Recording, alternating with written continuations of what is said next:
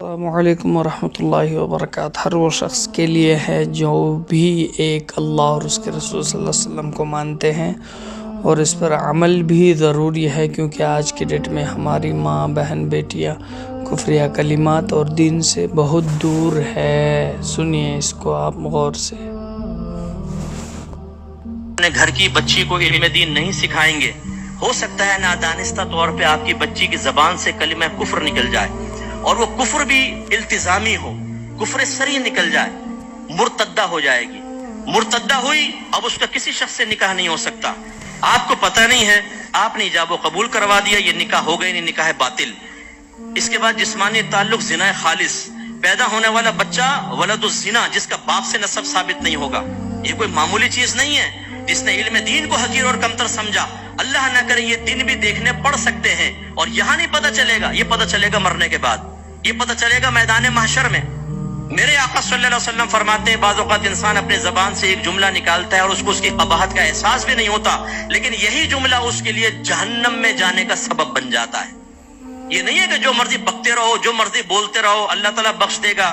وہ رحمان رحیم ہے، لیکن قہار و جبار بھی ہے۔ وہ جب پکڑنے پر آتا ہے تو پھر چھوڑتا نہیں ہے۔ صحیح۔ کیا آپ یہ چاہیں گے آپ کی بچی معاذ اللہ زنا پر پیش ہو جائے؟ نہیں۔ کیا آپ چاہیں گے کہ آپ کی بہن کے ساتھ یہ معاملہ ہو؟ تو علم سکھائیے نا۔ اسی طرح جو شادی شدہ یہاں ہونہار شوہر بیٹھے ہوئے ہیں، آپ نے اپنی زوجوں کو سکھایا ہے نہیں۔ عقائد کا یہ معاملہ اور کلمات کفر کے بارے میں ضروری علم سکھایا ہے؟ نہیں۔ اسی لیے میں اپنے شاگردوں سے کہتا ہوں، اپنے گھر کے اندر کسی جاہلہ عورت کو قائم نہ رہنے دو۔ رائٹ۔ اس کا مطلب یہ نہیں ہے کہ طلاق دے دو بیویوں کو، انہیں علم سکھاؤ۔ صحیح۔ عالم کے گھر میں جاہلہ عورت کا کیا کام؟ مشغول۔ علم سکھائیے اسے، امتحان لیجئے، بار بار امتحان لیں، اپنی زوجہ کا امتحان لیں، عقیدہ پوچھیں ان سے، احکام شرعیہ عملیہ پوچھیں، گناہوں کے بارے میں سوال کریں۔ جب تک 100% مطمئن نہ ہو جائیں، آپ کی کوشش رکنی نہیں چاہیے۔ صحیح۔ پھر ہاتھ جوڑ کر، میں نے دیکھا ہے بڑے بڑے علماء گھر میں جاہلہ عورت ہے، صحیح۔ پیر صاحبان ہیں گھر میں جاہلہ عورت ہے۔ صحیح۔ پیر صاحب رشد و ہدایت کا فریضہ سے نام دے رہے ہیں، کوئی یہاں چوم رہا ہے، کوئی وہاں چوم رہا ہے، گھر میں عورت بالکل جاہلہ، کپڑے پاک کرنے بھی نہیں آتے، پیر صاحب ناپاک کپڑے پہن کے بیٹھے ہوئے ہیں اور چھو چھو چل رہا ہے ان کا۔ بھائی اپنے علم تو سکھائیں، اپنی زوجہ کو سکھایا، اپنے علم عقیدہ سکھایا، نہیں۔ تو یہ آخرت میں پکڑ ہوگی اس کی۔ صحیح۔ تو اس لیے جتنے یہ علماء بنے بھی ہیں، یہ نہیں کہ ابھی ماما لے کے اپنا وہ فوٹو سیشن کر کے چلے گئے۔